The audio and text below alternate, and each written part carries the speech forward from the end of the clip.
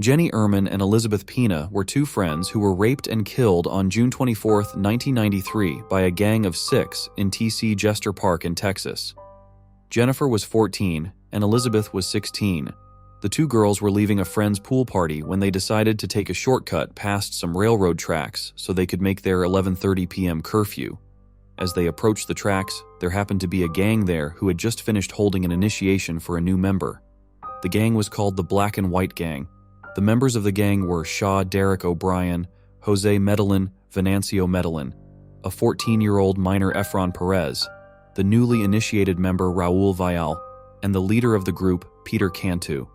The initiation involved Raul having to fight each member of the gang until he lost consciousness, which he did temporarily after fighting 3 members when the girls started walking toward the tracks.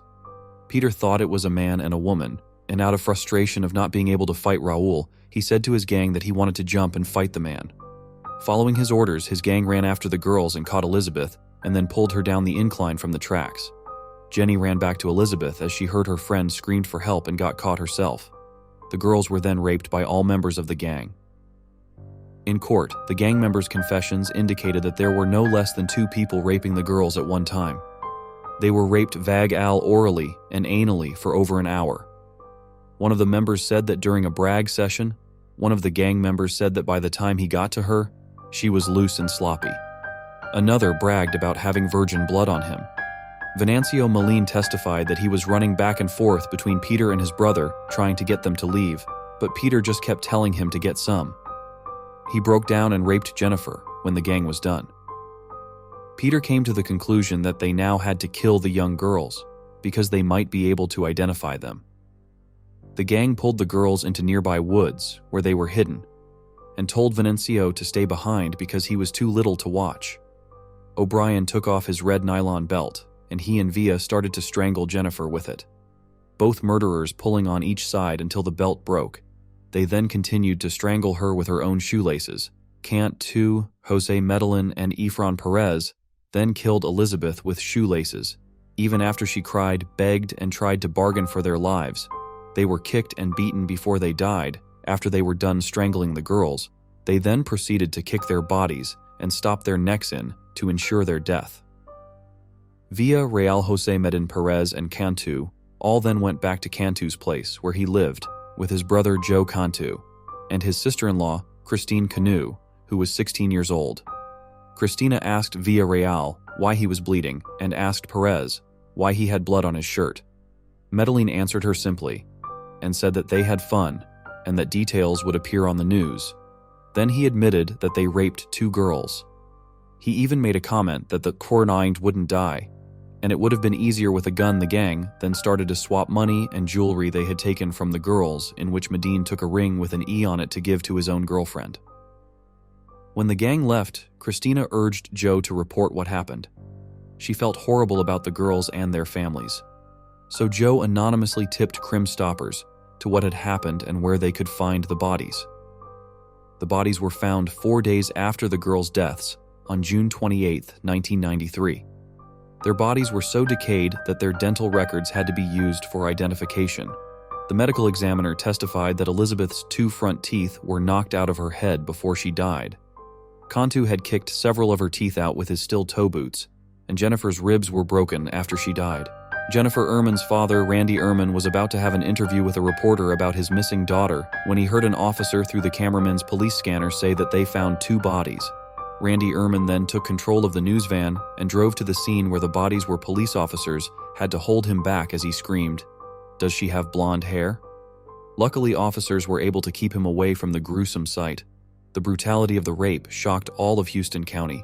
The scene was so bad, hardened officers were tearing up at the sight of the girls' bodies. All the gang members were caught and sentenced to the Texas Department of Criminal Justice. Peter Cantu, Jose Medellin, Raul Vielchan, Derek O'Brien, and Ertman Perez were all given the death sentence.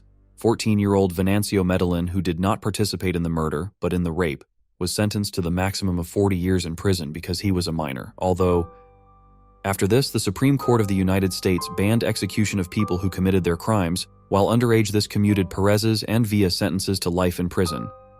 Shaw O'Brien was the first to be executed in July 2006. His final words to the victims' families watching his execution were, "I am sorry, I have always been sorry," O'Brien said, holding his head up and looking straight at relatives of his victims. "It is the worst mistake that I have ever made in my whole life. Not because I am here, but because of what I did. And I hurt a lot of people, you and my family." He repeated again and again that he was sorry before this case. O'Brien was linked by evidence to another murder 6 months prior to killing Jennifer and Elizabeth, but was never charged. The body of Patricia Lopez, 27, was found out at Houston Park. She had been raped, disemboweled, and her throat slit.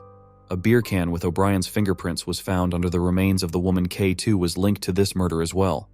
Jose Medellin, who was executed in 2008, tried to appeal by using his international position. He was born in Mexico and argued that he should have been allowed assistance from the Mexican consulate before the trial.